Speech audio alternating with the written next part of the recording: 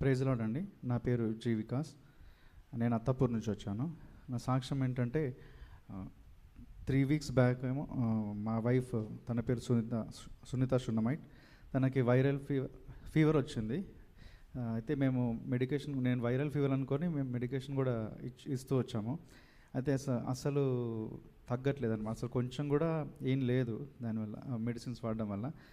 అయితే నేను చూసాను, 1 వీక్ అబ్జర్వ్ చేసి నాకు డౌట్ వచ్చి అడిగాను నేను. అయితే మేము వాళ్ళ ఊరికి వెళ్ళామన్నమాట 3 వీక్స్ బ్యాక్, అంత లాస్ట్ మంత్. అక్కడ ఏమైనా తిన్నావా, తినకూడదు అని అడగడం జరిగింది. కానీ ఏం తినలేదని చెప్పింది అనమాట. సరే చూద్దామని మళ్ళీ మెడికేషన్ వాడాము, అయినా కూడా తగ్గలేదు. సరే అని నేను ప్రాఫిట్ గారితో ప్రేయర్ చేయించుకున్నాను. ఇట్లా తనకు ఫీవర్ ఉంది, కొంచెం ప్రేయర్ చేయండి, తను రాలేకపోయింది చర్చికి అంటే. లాస్ట్ వీక్ ప్రేయర్ చేశారు. సో ప్రేయర్ చేసి ఏమన్నారంటే, లాస్ట్ వీక్ మేము ఇద్దరు వచ్చాము,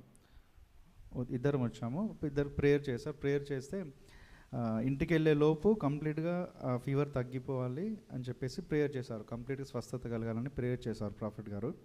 అయితే సరే అని మేము ఇంటికి వెళ్తున్నాము.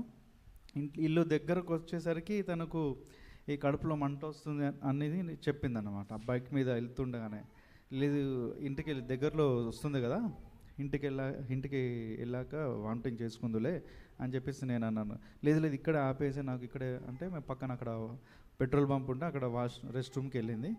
మొత్తం వామిటింగ్ చేసేసుకున్న తర్వాత ఇప్పుడు నాకు ఫ్రీగా ఉంది అని చెప్పేసి చెప్పింది అనమాట. సో అప్పటి నుంచి ఫీవర్ ఏం రాలేదు తనకి, కంప్లీట్గా స్వస్థత కలిగింది. సో వైరల్ ఫీవర్ అనుకున్నాం, కానీ అది వైరల్ ఫీవర్ కాదు.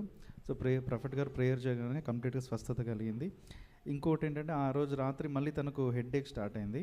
హెడ్ఏక్ స్టార్ట్ అయితే నైట్ ప్రేయర్ చేసుకొని పడుకున్నాము. సో తెల్లారు లేచిన తర్వాత నాకు చెప్పింది ఏంటంటే, నైట్ ఎవరో సడన్గా ఇట్లా చేతులు పెట్టినట్టు అనిపించింది నాకు, అప్పటి నుంచి కంప్లీట్గా తగ్గిపోయింది తలనొప్పి కూడా అని చెప్పింది. సో ఈ సాక్ష్యాలను బట్టి సమస్త మహిమ ఘనత ప్రభావాలు యేసయ్యకు మాత్రమే చెందును గాక. మా కొరకు ప్రేయర్ చేసినందుకు ప్రాఫిట్ గారికి వందనాలు. Thank you. Glory to Jesus. హల్లెలూయా.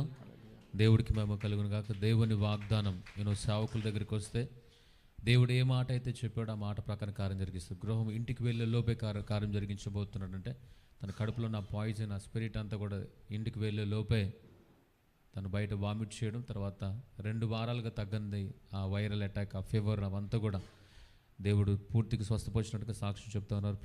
వారి జీవితంలో చేసిన కార్యాన్ని బట్టి, పరిచర్యకు వారు వస్తున్న నమ్మకత్వాన్ని బట్టి, దేవుడు చేసిన ప్రతి కార్యాన్ని బట్టి జీవం కలిగిన దేవునికి మహిమ కలుగును గాక. హల్లెలూయా. అందుకే దేవుని సన్నిధి ఎప్పుడు కూడా మర్చిపోవద్దు. దేవుని సేవకుడు ఏ మాట చెప్తున్నా అది మన జీవితంలో ఆశీర్వాదం. హల్లెలూయా. దేవుడికి మహిమ కలుగును గాక.